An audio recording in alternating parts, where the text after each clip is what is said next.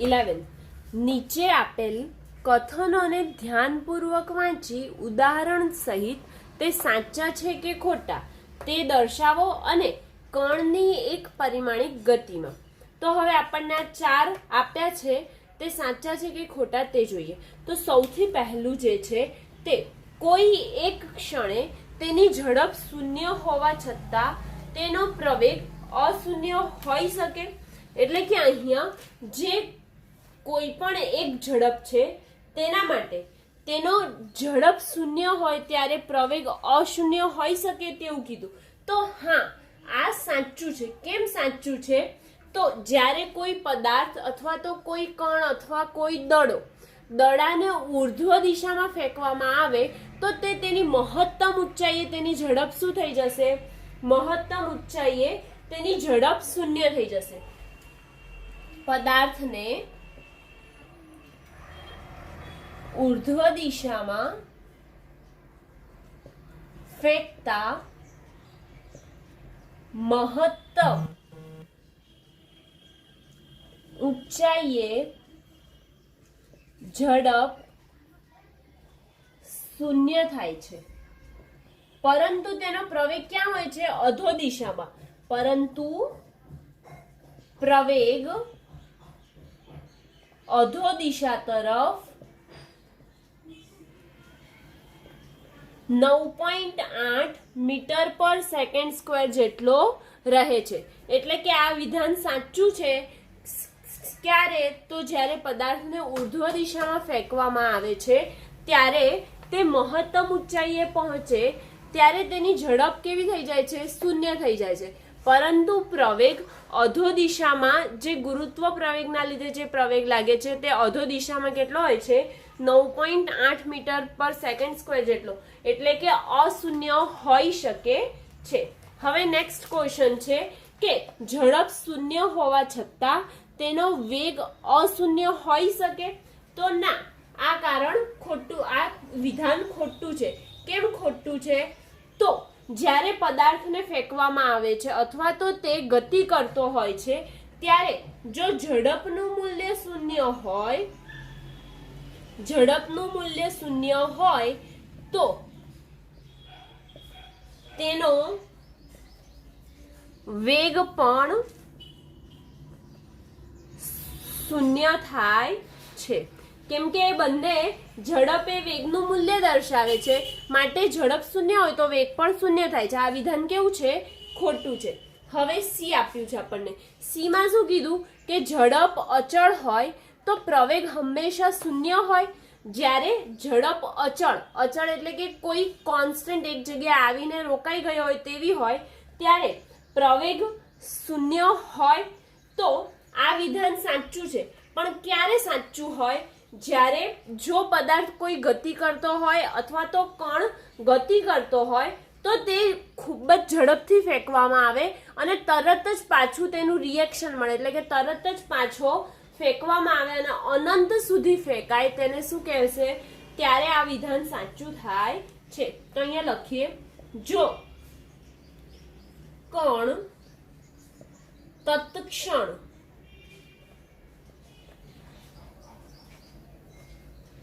તેજ ઝડપથી પાછો ફેંકાય તો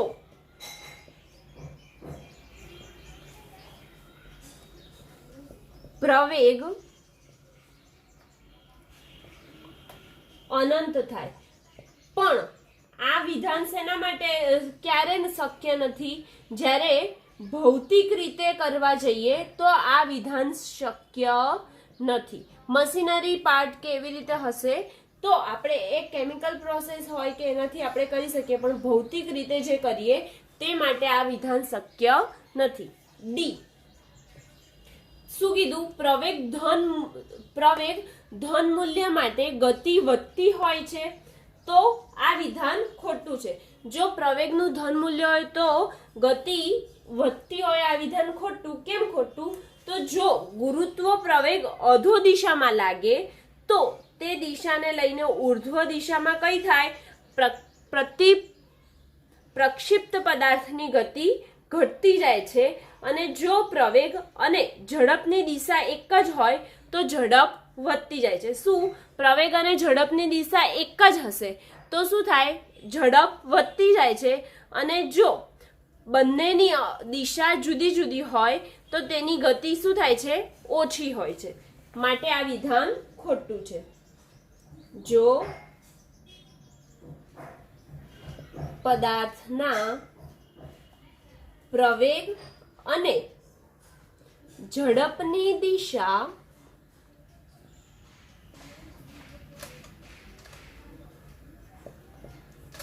એક જ હોય તો ઝડપ વધે.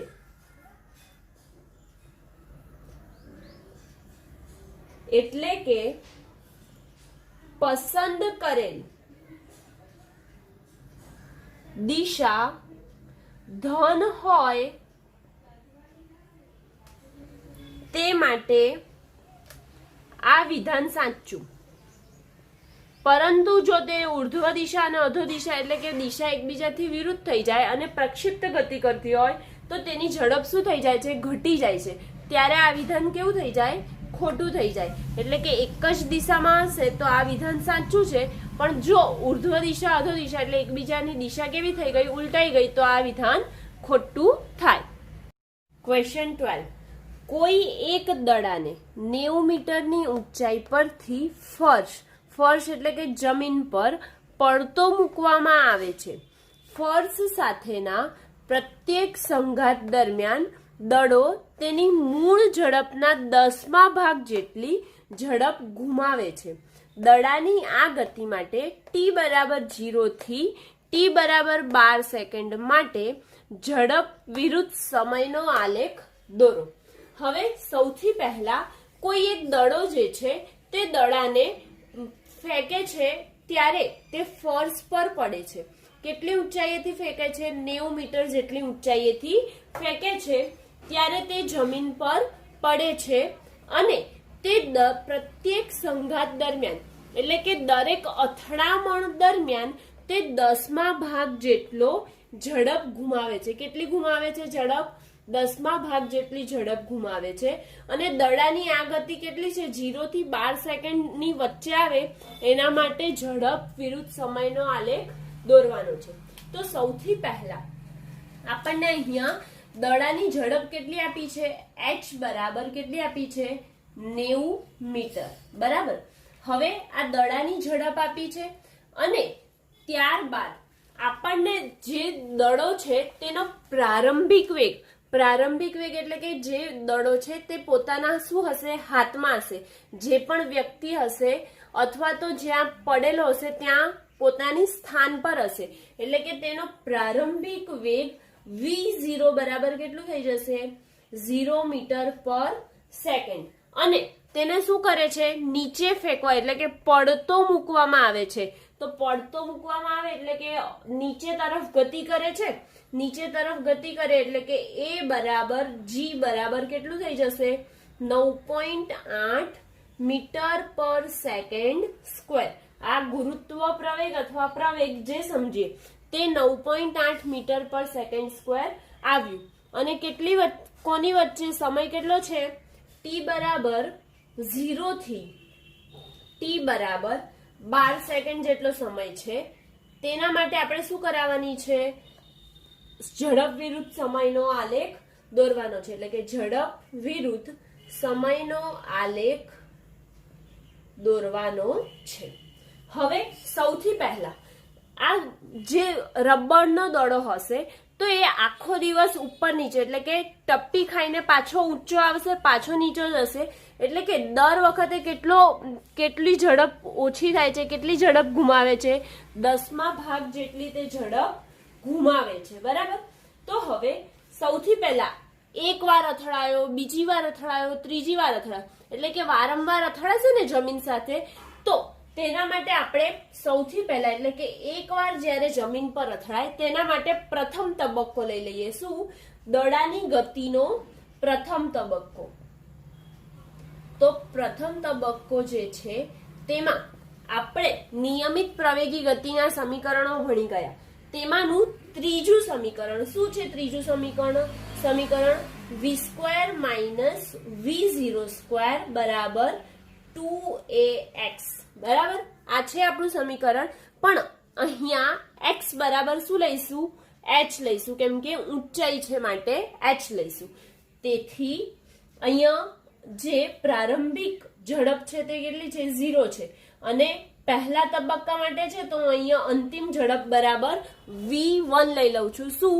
v ની જગ્યાએ v1 લઈ લઉં છું. એવી રીતે જો બીજા તબક્કા એટલે જ્યારે બીજી વાર જમીન પર અથડાશે ત્યારે v2 આવશે. એટલે કે આપણે આખો દિવસ ઝડપ ચેન્જ કરવી પડશે, માટે અહીંયા શું નામ આપ્યું? v1. તો આપણે v1 શોધવાનું છે, બરાબર? v0 આપણને 0 આપી દીધું છે. ત્યારબાદ 2 ગુણ્યા એ કેટલા છે? 9.8 ગુણ્યા ઊંચાઈ કેટલી? 90. હવે 0 તો કેન્સલ, એટલે અહીં શું બચ્યું? v1² બરાબર 2 ગુણ્યા 9.8 ગુણ્યા 90. હવે વર્ગ દૂર કરવા માટે શું લેવું પડશે? વર્ગમૂળ લેવું પડશે. તેથી v1 બરાબર વર્ગમૂળમાં 2 ગુણ્યા 9.8 ગુણ્યા 90. હવે આનું આપણે વર્ગમૂળ કાઢીશું એટલે શું આવશે? v1 બરાબર 42 મીટર પર સેકન્ડ. આ શું આવી? જ્યારે દડો એકવાર ઉપર ગયો ત્યારે, એટલે કે નીચે ઉપરથી નીચે પડ્યો ત્યારે તેનો વેગ કેટલો હતો? 42 મીટર પર સેકન્ડ હતો. હવે તે જમીન પર અથડાયો, બરાબર? તો હવે જમીન પર અથડાયો તેના માટે સમય શોધવો પડશે. એના માટે સમય કેટલો લાગ્યો? એને ઉપરથી નીચે પડતા જમીન પર અથડાયો તેના માટે સમય કેટલો લાગ્યો? તો સમય આપણે 2 સૂત્રથી શોધી શકીશું. કયું? તો નિયમિત પ્રવેગી ગતિનું પ્રથમ સમીકરણ v બરાબર v0 પ્લસ at, અને બીજું સમીકરણ કયું? d બરાબર v0t પ્લસ 1/2 at². આ બંને સૂત્રથી આપણે શોધી શકીશું. તો હું તમને પહેલું સૂત્ર એટલે કે નિયમિત પ્રવેગી ગતિનું જે પ્રથમ સમીકરણ છે v બરાબર v0 પ્લસ at, પણ આપણે અહીંયા v ની જગ્યાએ શું આવ્યું છે? અંતિમ વેગ v1 આવ્યો છે, માટે હું અહીંયા v1 લખું છું. તો v1 બરાબર v0 પ્લસ at છે. તો v1 કેટલા આવ્યા આપણા? 42 પ્લસ v0 આપણા 0 છે માટે 0 વત્તા a કેટલા છે? 9.8 અને t શોધવાના છે, એટલે કે t તેમના તેમ. હવે આગળ તો t બરાબર શું થઈ જશે? t બરાબર 9.8 ગુણાકારમાં છે, એટલે કે t ગુણ્યા 9.8 બરાબર 42. તેથી t બરાબર 42 ના છેદમાં કેટલું આવશે? 9.8. તેથી t બરાબર કેટલું થઈ ગયું? 42 ભાગ્યા 9.8 કરીએ આપણે તો મારો જવાબ આવે છે 4.28 સેકન્ડ. પણ આ જે t લીધો એ શેના માટે આવ્યો? v1 જ્યારે લીધું ત્યારે સમય t આવ્યો, એટલે આને હું t1 નામ આપી દઉં. કેમ કે આના પછી જ્યારે બીજી વાર અથડાશે ત્યારે સમય પણ લેવો પડશે, તો તેને આને શું નામ આપી દીધું? t1. તેથી t1 બરાબર 4.28 સેકન્ડ આવે છે. હવે તેવી જ રીતે આ એકવાર જ્યારે જમીન પર અથડાયો તેના માટે. હવે તેવી જ રીતે બીજી વાર અથડાય તેના માટે લઈએ તો એને શું લખી દઈએ આપણે?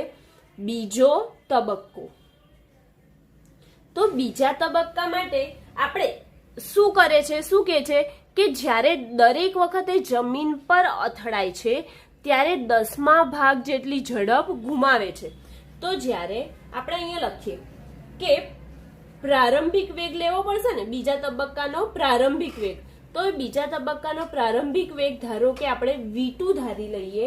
તો v2 બરાબર કયો? આ જે પહેલો તબક્કો હતો એનો v1 ઓછા કેટલો વેગ ગુમાવે છે? 10મા ભાગનો.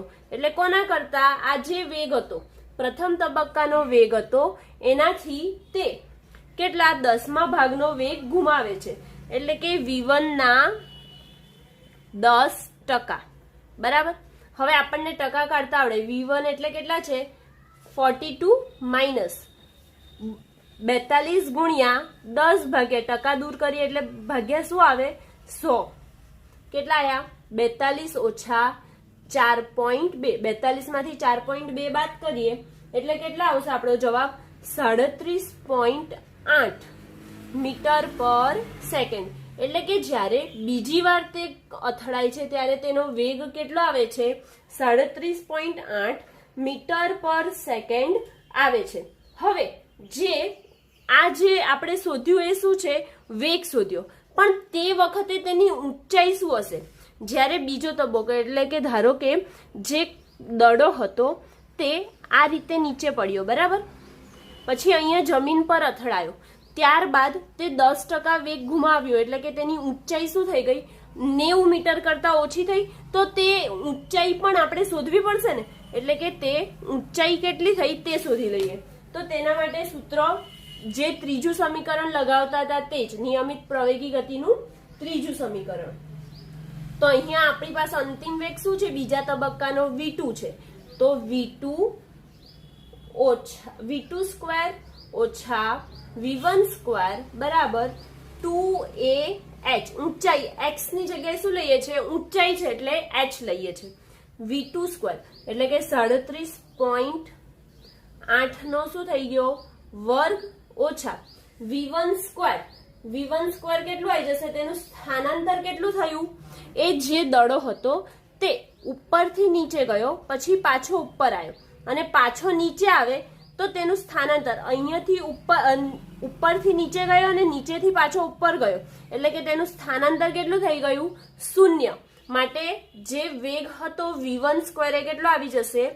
0 બરાબર 2 ગુણ્યા એ એટલે કેટલા લઈશું? 9.8 અને h તો આપણે શોધવાના છે એટલે h એમના એમ. તો હવે શું થઈ જશે? 37.8 ગુણ્યા 37.8 કેમ કે તેનો વર્ગ છે, છેદમાં શું થઈ જશે? 2 ગુણ્યા 9.8 એટલે કે 2 ગુણ્યા 9.8 છેદમાં આવશે બરાબર h આવી ગયું, બરાબર. હવે આ જે 2 ગુણ્યા 9.8 બરાબર h આવ્યું, તો h બરાબર શું આવે છે? તો h બરાબર આપણે કરીએ તો h બરાબર આવે છે, કેલ્ક્યુલેટરમાં કરીશું 37.8 ગુણ્યા 37.8 ભાગ્યા 2 ભાગ્યા 9.8, તો h બરાબર આવે છે 72.9 મીટર. 72.9 મીટર આવે છે. એટલે કે જે બીજી વાર જે જમીન પર અથડાયો ત્યારે તેનો જે ઊંચાઈ હતી તે કેટલી ઘટી ગઈ? 90 મીટરથી કેટલી આવી ગઈ? 72.9 મીટર આવી ગઈ. હવે આપણે તેના માટે ફરી સમય શોધીશું. સમય માટે કયું સૂત્ર? આ જ સૂત્ર. તો સમય માટેનું સૂત્ર પણ v1 ની જગ્યાએ શું લઈશું? v2. તેથી v2 બરાબર v0 પ્લસ 80 લઈ લઈએ. પહેલા સૂત્ર લખી કાઢ્યું તો v બરાબર v0 પ્લસ 80. હવે v એટલે કે જે પ્રારંભિક વેગ હતો એ કેટલો થઈ જાય છે? ઉપર જાય છે અને પાછું નીચે આવે છે, એટલે કે એનો વેગ કેટલો થઈ જાય છે? 0 બરાબર v0. v0 એટલે કે જે પ્રારંભિક વેગ હતો તે.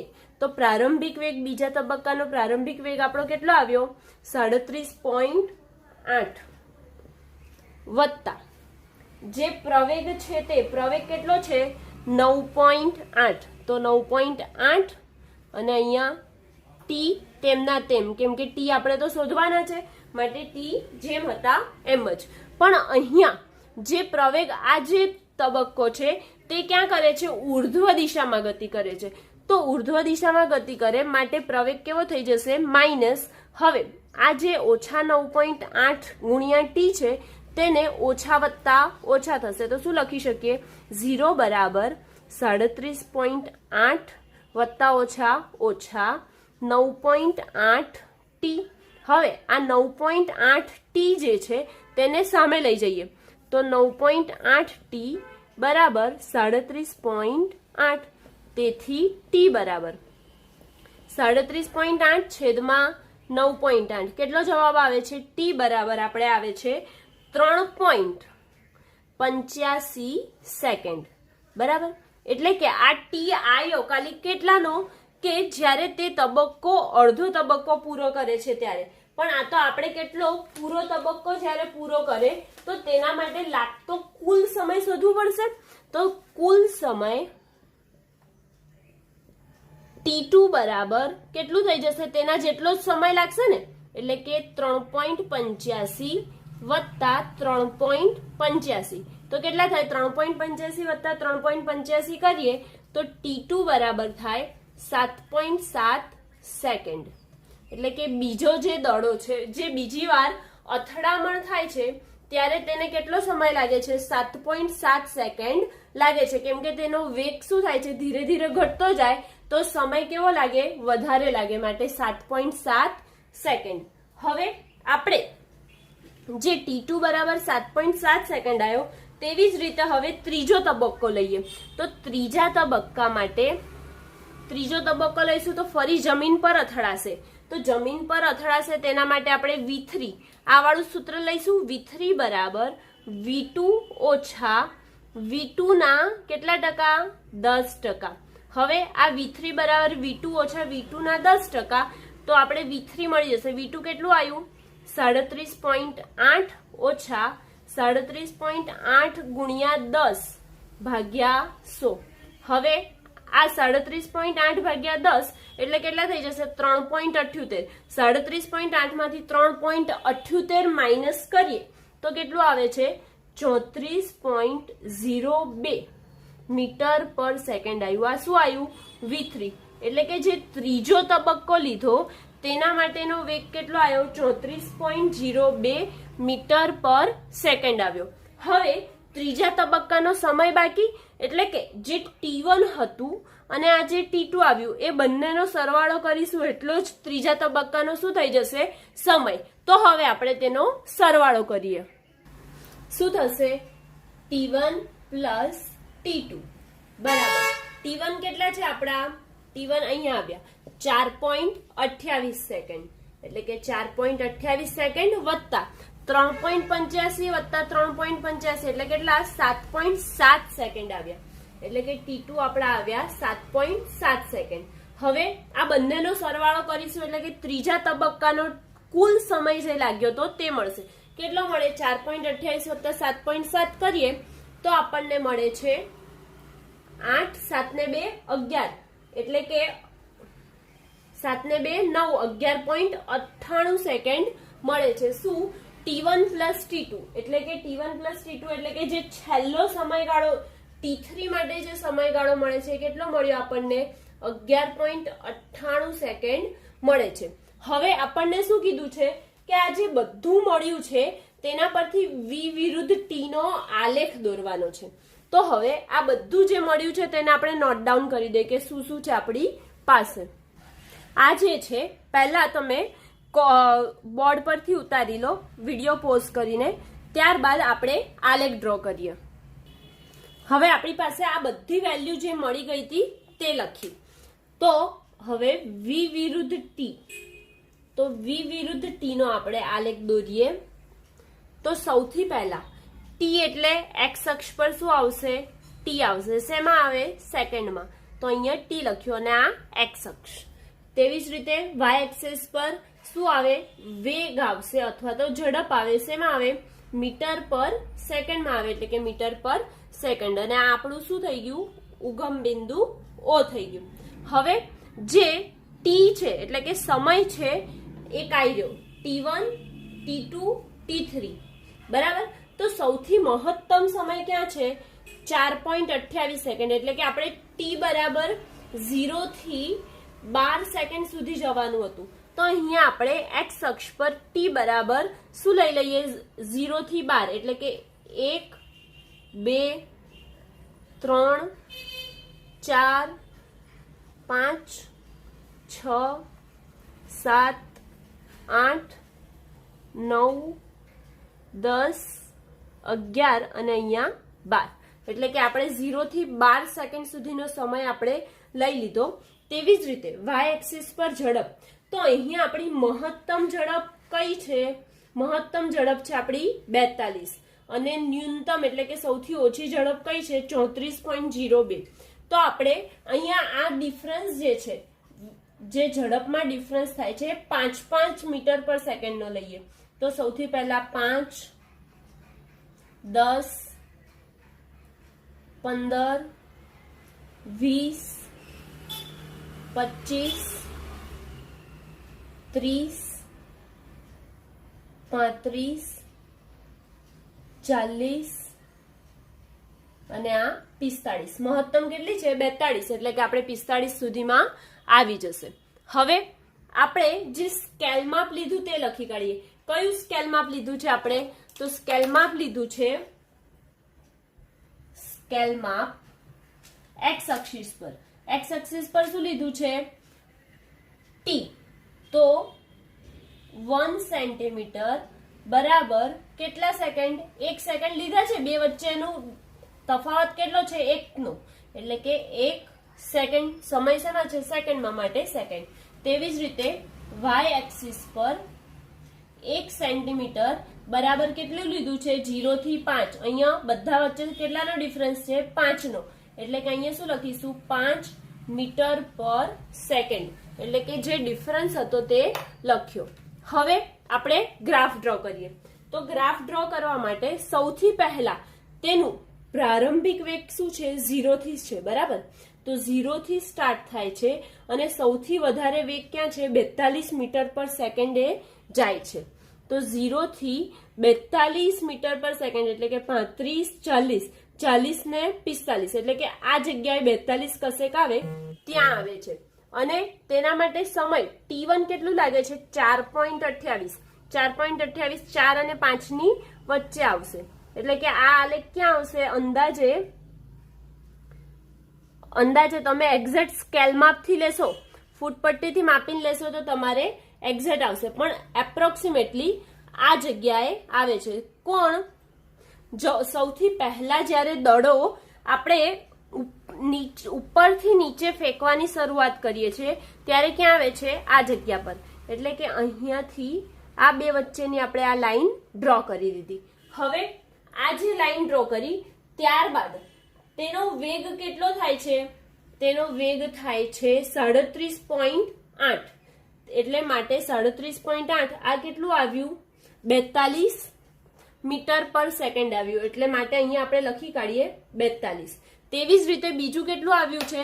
37.8. તો 37.8 ક્યાં આવશે? 40 અને 35 ની વચ્ચે. તો 40 અને 35 ની વચ્ચે સમય તો તેનો તે જ રહેવાનો છે, માટે અહીંયા કશેક વચ્ચે 37.8 લઈએ છીએ આપણે. તો 37.8 લીધું. તો અને તેના માટે સમય કેટલો છે? સમય જે હતો તે જ, એટલે કે 4.28 છે. તેટલા સમય સુધી તેનો વેગ એટલે કે જમીન પર ક્યારે અથડાય છે? 37.8 જેટલા વેગથી અથડાય છે. એટલે કે તેનો 10% જેટલો વેગ ઓછો થઈ ગયો. અને આ અથડાયા બાદ તેનો સમય કેટલો લે છે? અથડાયા બાદ પાછો ઉપર જવા માટે તે સમય કેટલો લે છે? તો તે ઉપર જવા માટે સમય લે છે 8.13. 8.13 જેટલો સમય લે છે. કેમ 8.13 આવ્યું? કેમ કે જે આપણું 4.28 હતું શું? T1 એમાં આપણે જો 3.85 T2 કેટલું છે? 3.85 એટલે કે 4.28 વત્તા 3.85 એટલે કેટલું આવશે? 8.13. એટલે કે જે બીજી વાર જે અથડાઈને પાછો ઉપર જાય છે, જમીન પર અથડાયો ત્યારબાદ ઉપર જાય છે ત્યારે કેટલો આવે છે? એનો સમય 8.13 સેકન્ડ જેટલો આવે છે. એટલે કે અહીંયા 8.13 સમથિંગ અહીંયા આવશે, માટે આપણે તેને ક્યાં લઈ જઈએ છીએ? 8.13 પર લઈ ગયા. બરાબર. એટલે કે આ નીચે તરફ આવે છે. નીચે તરફ શેના માટે છે? પ્રથમ તબક્કા માટેનો આ ઉપરનો છે. તેવી જ રીતે આ શેના માટે હતો? બીજા તબક્કા માટે. તો આપણે ઉપર તરફ જાય તેના માટેનો છે આ આલેખ. ઉપર તરફ માટેનો છે એટલે કે કયો તબક્કો? બીજો તબક્કો. હવે આગળ ફરીથી તે બીજું કેટલું અંતર લે છે? 8.13 વત્તા કેટલું કરવું પડશે? 3.85 જેટલું. એટલે કે 8.13 વત્તા 3.85 એટલે કેટલું આવે છે આપણું? 11.98 જેટલું. એટલે કે તેને સમય અહીંયા કશેક આવશે અને તેના માટે વેગ કેટલો લાગે છે? વેગ v3 બરાબર 34.02 જેટલો વેગ લાગે છે. તો 34.02 એટલે કે 30 અને 35 ની વચ્ચે શું આવશે? 34.02.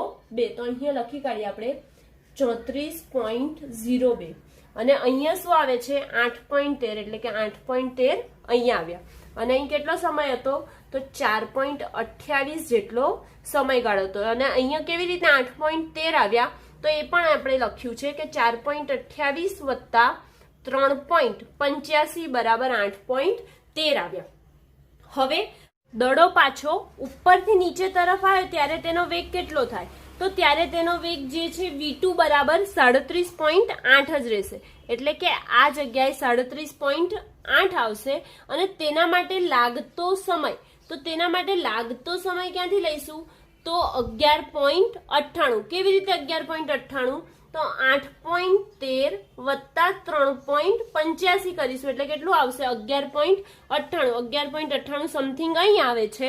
અને 37.8 જે દડો પાછો નીચે તરફ આવ્યો તેના માટેનો વેગ 37.98 છે. તો હવે આપણે આને શું કરીએ, લાઈન જોઈન્ટ કરી દીધી, બરાબર. હવે આ દડો પાછો નીચે તરફ ગયો અને પાછો જમીન પર શું થાય છે, અથડાય છે. તો હવે જમીન પર અથડાય છે તો તે વખતે તેનો વેગ કેટલો થઈ જાય છે, ઘટીને 34.02 જેટલો થાય છે. એટલે કે આ વેગ ઘટીને 34.02, એટલે કે 34.02 ક્યાં આવશે, સમથિંગ આ જગ્યાએ આવે. એટલે કે 34.02 જેટલો તેનો વેગ થઈ જાય છે. અને ત્યાંથી તે પાછો આગળ વધે છે. પણ આપણને તો અહીંયા 0 થી 12 સેકન્ડ જેટલું જ કીધું હતું, માટે આપણે આટલો જ લીધો. જો હજી આગળ 0 થી 15 સેકન્ડ માટે કીધું હોય તો તે માટે આપણે ફરીથી તેનો વેગ અને સમય જે રીતે આમાં શોધ્યો તો તેવી જ રીતે આગળ વધીને આપણે શોધવું પડે.